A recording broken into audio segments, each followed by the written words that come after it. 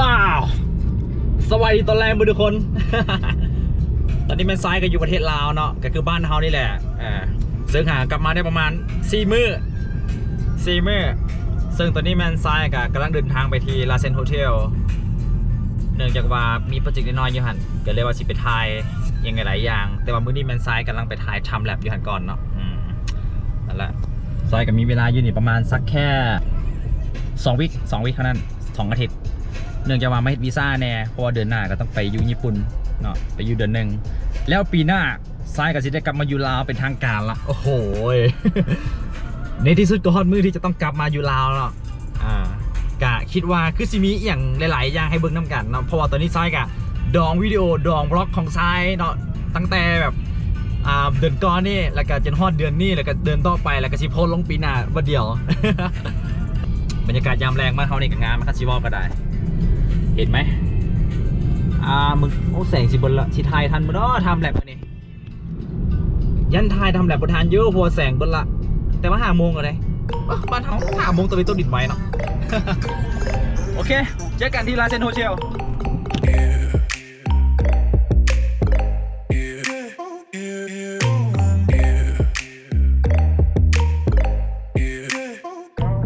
เห็นปะเห็นแสงปะพวกกูจะเห็นหรือเปล่าเพราะว่าย่ามันย้อนแสงอะนะเพราะแสงตอนนี้กำลังเปล่งมาแบบสีทองกำลังงามเนาะแล้วก็เมฆกำลังดีเป็นมือดีของทรายมือนี้ที่ว่าทรายจะได้เก็บภาพงามว้าวนี่แหละมือนี้ทรายเลยตั้งใจว่าจะมาถ่ายทำแบบโดยเฉพาะเก็บอินเสิร์ตไว้ก่อนงามสวยโอ้โหเห็นหรือบอเพราะว่าย่านมีกำแพงบัง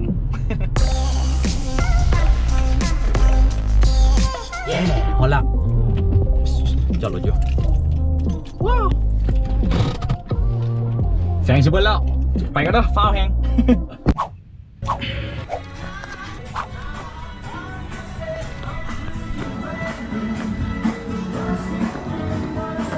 เข้าใจ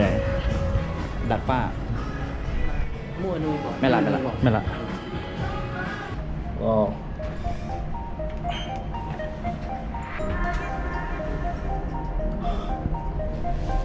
ยานประธานยุ่นี่พอแสงเริ่มเบิดละตอนนี้ก็เป็นเวลา5 โมง 3 นาทีโอ้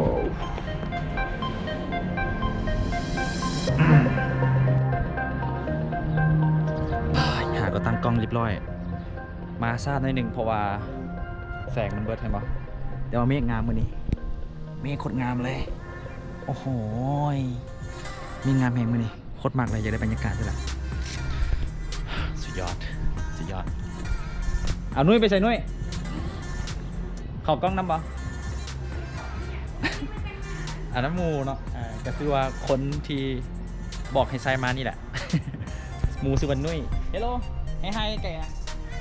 อันนี้เป็นบล็อกที่ซื้อบริบิอย่างเป็นบล็อกที่ซื้อให้ทุกคนให้บอลที่เขาอยู่ในเป็นรูฟท็อปเนาะของโรงแรมลาเซนโฮเทลนะเพราะว่ามื้อนี้มื้อวันที่29แล้วลาเซนโฮเทลจะเปิดรูฟท็อปมื้อวันที่1ว้าวคันผู้ใดว่างก็มานะวันที่1นี่แบ็กกราวด์ห้องหลังเนี่ยซึ่งมื้อนี้ไซกับมากิฟอินเสิร์ตก็คือว่าไทม์แลปบอลเนี่ยที่ไซต้องการแต่ว่าเสียดายมื้อนี้แมนไซมาซ่าโอ้โหเสียดายน่าจะได้อยู่มั้ง300 รูปได้แต่ช็อตเดียว แต่ช็อตนี้ก็ยังงามอยู่แต่ว่าต้องถ่ายให้ไฟมันขึ้นมาอีกก่อนแสงขึ้นมาอีกขอบคุณให้กัดเถอะนะโมเมนมันเป็นอย่างที่ยุงนะเห็นปะโอ้ what the fuck บริอาบน้ำที่บอก ได้พูดงานแต่ว่ามักเมฆพอดีกำลังดีเมฆมันคือฝนสิตกนะบรรยากาศมันคือฝนสิตกแต่บรรยากาศแต่ว่างามแหงแบบมันได้ฟีลลิ่งโคตรเลยว้าอันพายุเขาอ้าวแต่วันที่1บ่เข้าวันที่1น่าจะบ่เข้าคันวันที่1เข้าคันไม่น้ำท่วมประเทศลาวแท้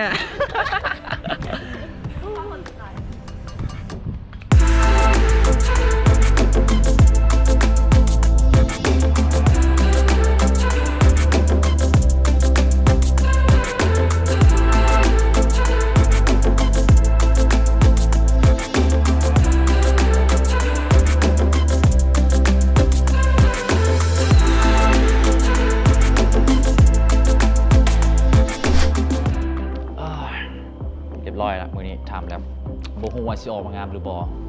เนาะกะประมาณนั่นแหละ ตามที่เห็นแบบเมื่อกี้ที่วัดซ้ายได้เปิดในเบิร์กับเป็นอินเสิร์ตที่จะเพจอยู่ในโฆษณาคิดว่ามันน่าจะงามอยู่คิดมาเดี๋ยวเก็บเครื่องกันแป๊บนึงนะเก็บเครื่องกันบอกจ้าไปกลับบ้านก็ดีกว่าเรียบร้อยแล้วแล้วเวียกแล้วไปหัวหน้าไปหัวหน้าลงอันนี้หัวหน้าเขา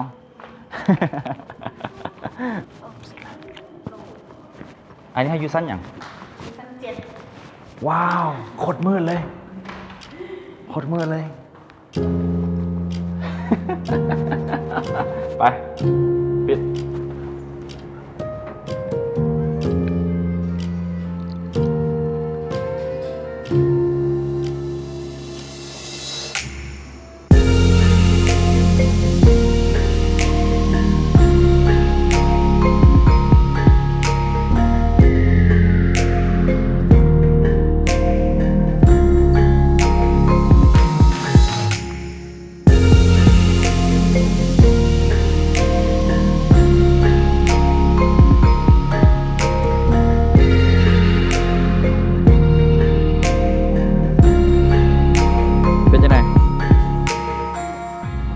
ทำอะไรครับที่ไปเสร็จต่อเนี่ยกลับบ้านที่บ่ได้ไปเล่นที่ตกใจไปเลย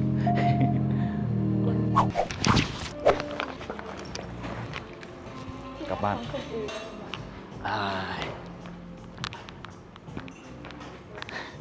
หาเนี่ยไข่เนี่ยบ่มีมือ ใส่ผู้สาวไขประตูให้โคตรแบบโอเวอร์ขนาดเลยว้ายเครื่องหลังเกิดเพิ่ม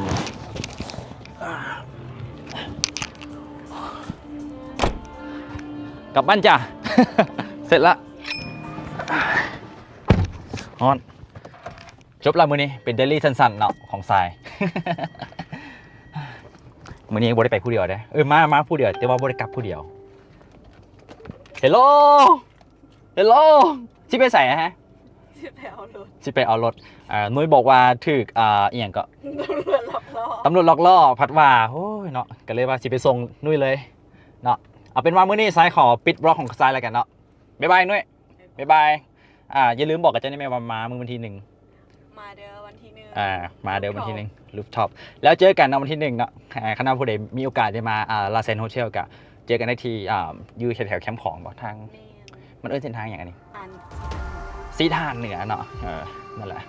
เส้นแคมป์ของเลย เส้นแคมป์ของเลยจะเป็นแบบน้ำของจะเป็นน้ำของเลยนะบอโอเคบ๊ายบายเจอกัน see you next vlog 001